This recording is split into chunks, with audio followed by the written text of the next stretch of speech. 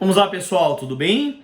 Vamos então ao nosso último vídeo, veja, último vídeo de análise da medida provisória, mas ainda vou gravar vídeo falando do pronunciamento da ANAMATRA, do MPT e o Bolsonaro acabando de revogar o dispositivo da medida provisória, olha só, durante as gravações, né?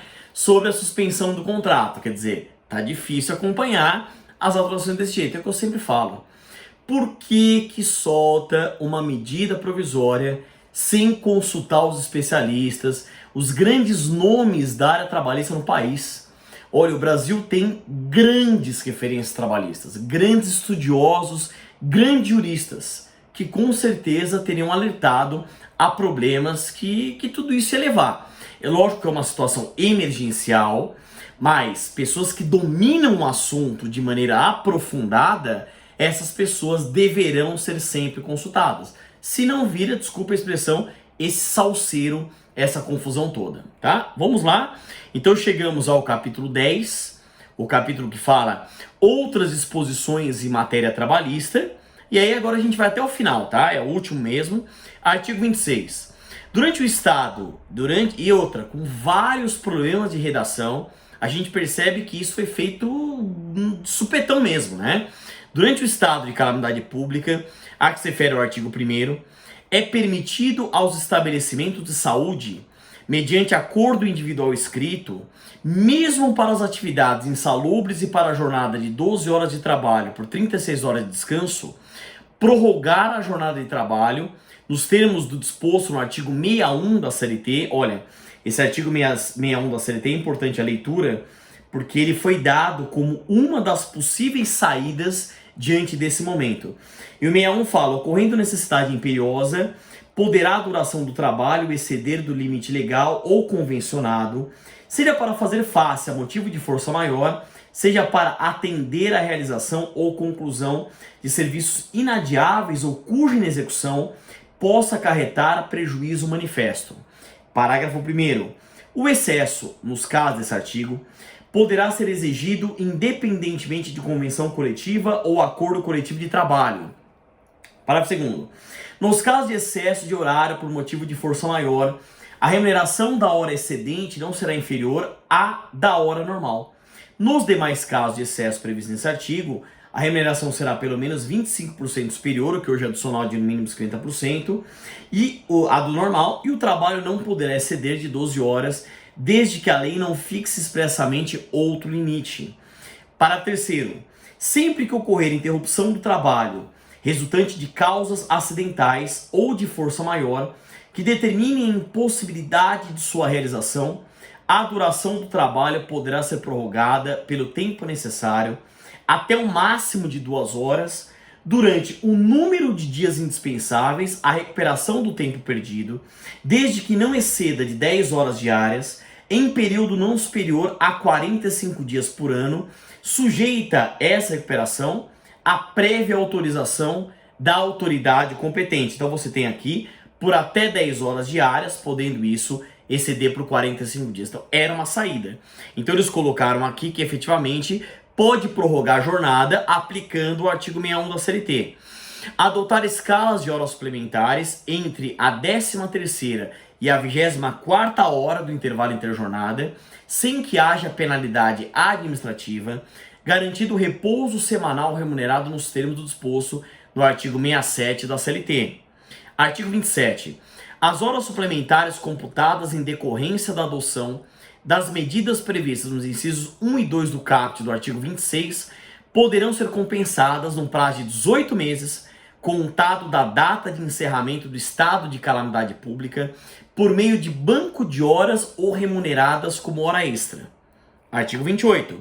Durante o período de 180 dias, contado da data de entrada em vigor dessa medida provisória, os prazos processuais para apresentação de defesa e recurso no âmbito de processos administrativos originados a partir dos autos de infração trabalhistas e notificações de débito da FGTS ficam suspensos, o que é natural. Artigo 29. Os casos de contaminação pelo coronavírus Covid-19 não serão considerados ocupacionais, exceto mediante comprovação do nexo causal, o que vai dar muito debate essa discussão do acidente de trabalho ou doença ocupacional. Havia uma discussão se poderia se presumir, ainda que de maneira relativa. Veio esse artigo e disse que não é doença ocupacional, sabe salvo comprovação de nexo causal.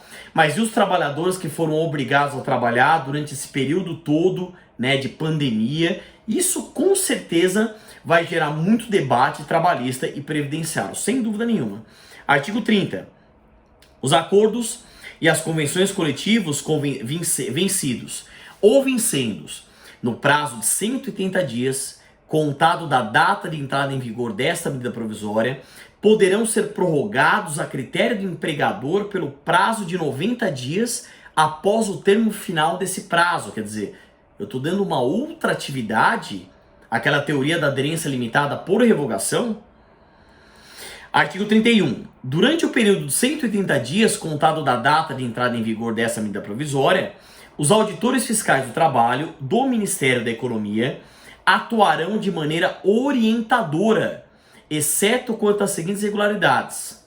Ou seja, então vai sumir essa parte fiscalizatória: falta de registro de empregados a partir de denúncias, situações de grave e iminente risco somente para as irregularidades imediatamente relacionadas à configuração da situação, ocorrência de acidente de trabalho fatal apurado por meio de procedimento fiscal de análise de acidente somente para as irregularidades imediatamente relacionadas às causas do acidente, e trabalho em condições análogas às de escravo ou trabalho infantil. Quer dizer, eu mantenho uma fiscalização flexibilizada, mitigada ou relativizada, né? Artigo 32.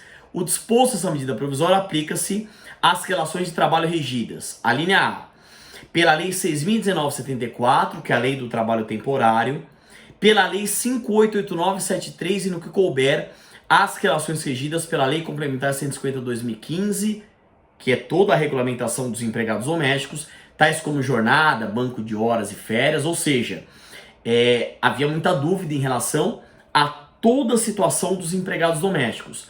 A empregada doméstica, cuidador de idoso, a cozinheira, a passadeira, o motorista, e eu aplico em tese a mesma regulamentação, que está falando tais como jornada, banco de horas e férias. Artigo 33.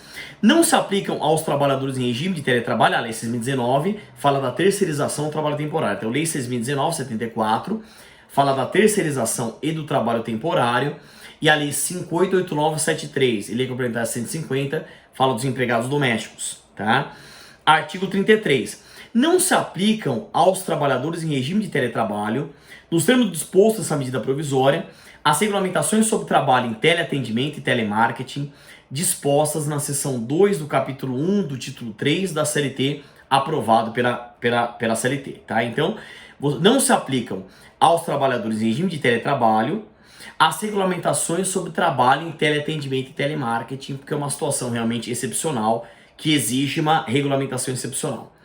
Capítulo 11, da antecipação do pagamento do abono anual em 2020. Então, como é que fica o pagamento, a antecipação do pagamento do abono anual em 2020? Artigo 34. No ano de 2020, o pagamento do abono anual de que trata o artigo 40 da Lei 8.213, ao beneficiário da Previdência Social que durante esse ano tenha recebido auxílio-doença, auxílio-acidente ou aposentadoria, pensão por morte ou auxílio-reclusão, será efetuado em 2 parcelas, excepcionalmente da seguinte forma. A primeira parcela corresponderá a 50% do valor do benefício devido no mês de abril e será paga juntamente com os benefícios dessa competência. E 2. A segunda parcela corresponderá à diferença entre o valor total do abono anual e o valor da parcela antecipada e será paga juntamente com o benefício da competência maio. Artigo 35.